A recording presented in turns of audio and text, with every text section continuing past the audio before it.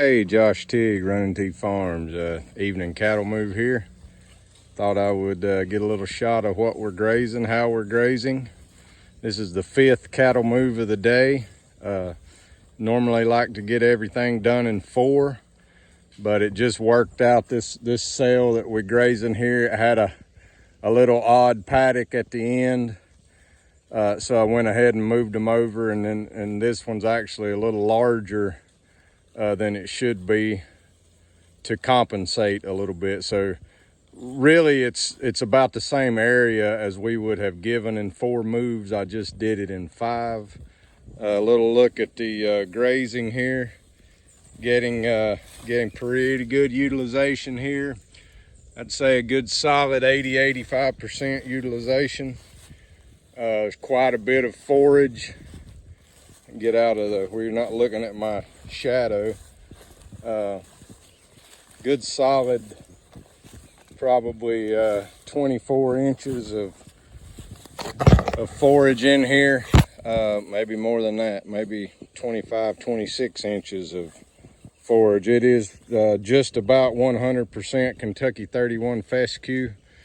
As you can see, this is only our, we grazed this was stockpiled all year last year. We grazed it the first week in April, and it hasn't been grazed again until now. So we will expect to see this fescue back off a bit as we graze it. We're grazing just as hard as our current genetics allow, which is what everybody has to do. I can show you the difference here. This cow here, she's a 9-year-old cow, slick, fat, good body condition, grazes very well. This cow here, while she's in decent, reasonable body condition, you can see she just isn't doing well. She's not very fescue tolerant. She is a bred cow. She's one of our fall calving cows, but you can see she's been laying in the mud there trying to get cool and stay cool. So that's the kind of animals that we're going to be getting rid of here over just as fast as we can get rid of them.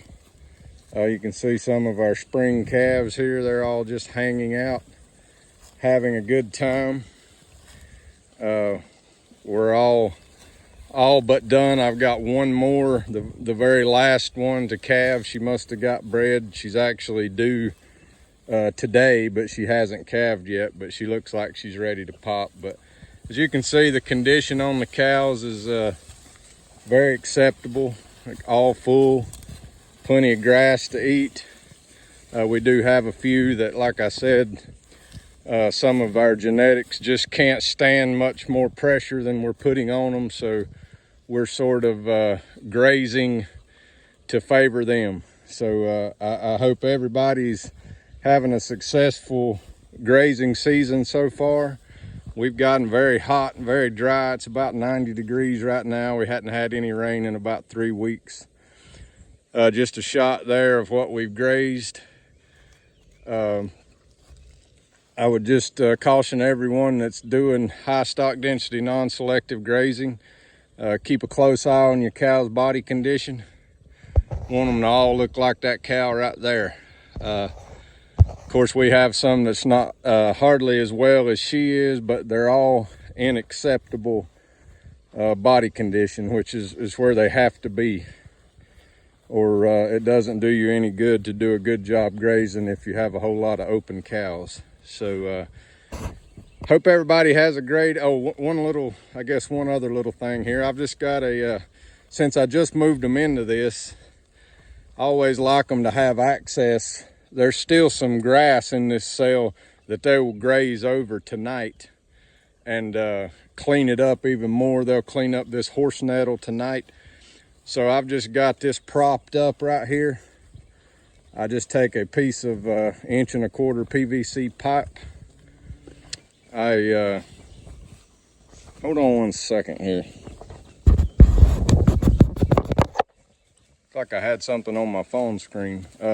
Piece of 1.25 inch PVC pipe. I cut a little notch in the top of it.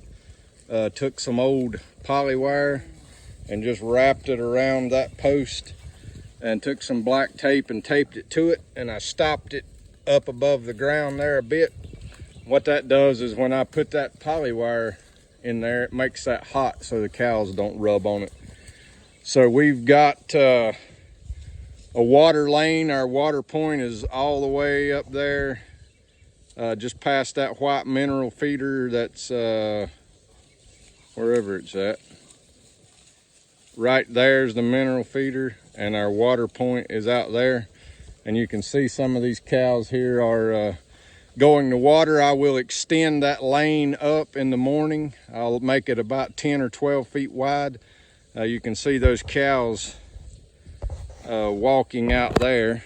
I can get my camera to cooperate. They're going up that lane back to get them a drink of water.